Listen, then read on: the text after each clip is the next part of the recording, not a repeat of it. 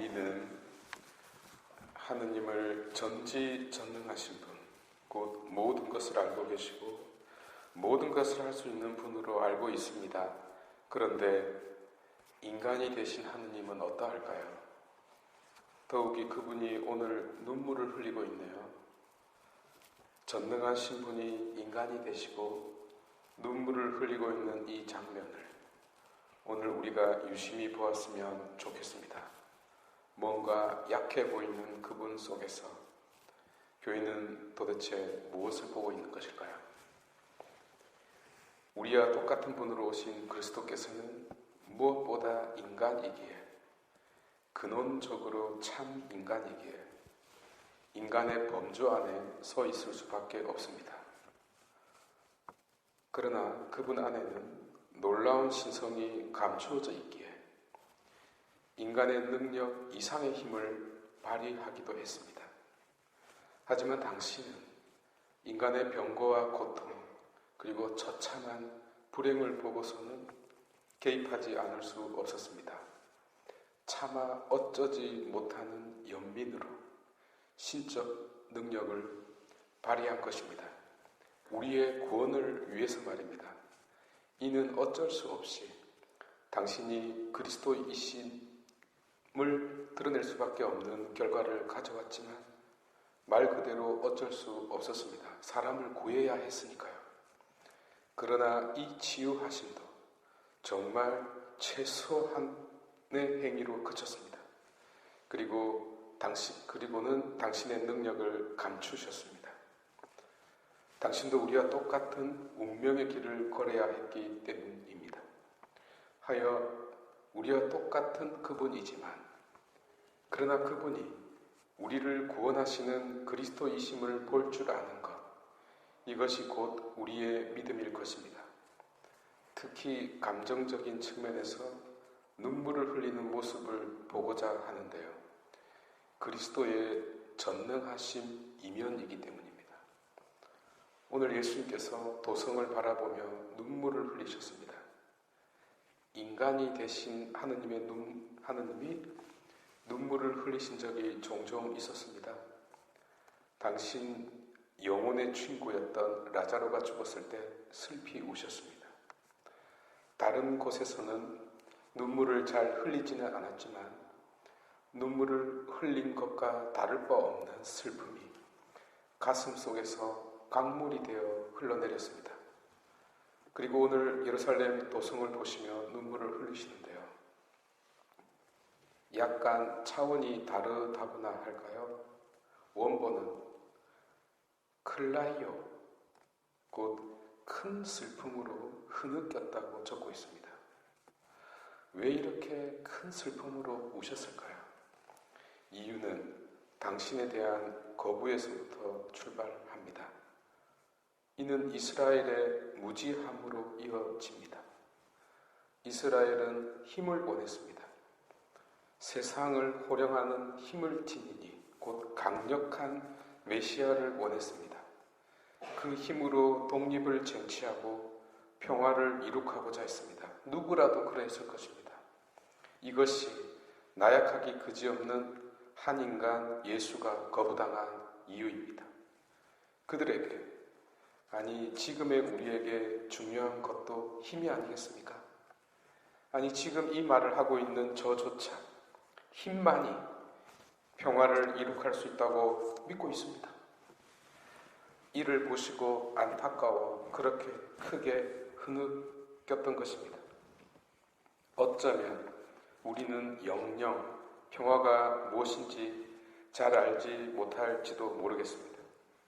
또 진정한 평화가 인간 실존 안에서 이루어져야 함을 깨닫는다면 곧 죄와 죽음으로부터의 승리를 통한 평화라는 사실을 우리 마음의 눈을 돌릴 수 있다면 그분의 눈물을 10분 이해할 수 있을지도 모르겠습니다. 그분의 눈물은 그러나 단지 이 이유만은 아니었는데요. 당신은 살렘, 곧 평화의 도시 예루살렘의 멸망 또한 바라보고 있었기 때문입니다. 실제로 70년에는 로마 티투스 장군이, 135년에는 하드리아누스 황제가 철저히 파괴했습니다. 물론 이 파괴와 멸망이 당신을 거부했기 때문이라는 이유를 갖다 대는 것은 비약적인 논리입니다. 아니, 말이 안 되는 단죄입니다. 예루살렘은 예수를 거부했기 때문에 멸망한 것이 아닙니다. 편협한 민족주의와 폐쇄적인 신앙관, 그리고 감정적인 선동 때문에 망한 것입니다. 결과론적이지만 이 때문에 그리스도를 거부한 것이기도 합니다. 그러니까 결론이 같은 것으로 보이는 것입니다. 하지만 그리스도에 대한 거부 때문이 아니라는 점은 분명히 짚고 넘어갔으면 합니다. 그러나 우리는 이스라엘의 이 거부가 그들에게는 가장 큰 불행이었음을 봅니다. 왜냐하면 이 이유를 현대를 살아가고 있는 이들에게 똑같이 말하고 있기 때문입니다. 좋게 말하자면 그리스도를 알고 그분을 받아들이는 삶은 기쁨과 희망의 삶이고, 나쁘게 말하자면 그리스도를 모르고 사는 것과 그분을 거부하는 삶은 절망만이 기다리는 삶이기에 그렇게 말하고 있는 것입니다. 그래도 그렇지, 구원과 사랑을 협박과 공포로 바꾸어 전하는 방식은 썩 좋은 방법은 아닌 것 같습니다. 하여 오히려 눈물을 흘리시는 그분의 모습에 초점을 맞추는 것이 어떨런지요. 우리와 똑같은 분이 우리 구원을 위하여 발버둥 치는 그 사랑을 강조하는 것이 어떻습니까? 그토록 사랑했지만 오히려 거부를 당하고 오해를 당하고 죽임을 당한 그분의 인간적인 모습에 우리의 관심을 집중하면 어떻겠습니까? 오늘 1독서는 또 눈물을 흘리는 사람이 등장하네요. 살해당한 분이 나오기 때문입니다. 그러나 독서는 살해당한 어린 양이 어떤 분이신지, 곧 두루마리를 받아 봉인을 뜯기에 합당한 유일한 자임을 밝히고 있습니다. 나아가 편협한 이스라엘의 민족주의를 넘어서 모든 종족과 언어와 백성과 민족들을 속량하신 분으로 소개하고 있습니다. 그러나 바로 그분이 유다 지파에서 난 사자, 곧 다윗의 뿌리가 승리하여 7 봉인을 뜯은 분, 곧 문제의 출발점인 유다 이스라엘마저도 껴안고 구원하실 분이심을 만천하에 선포하고 있습니다.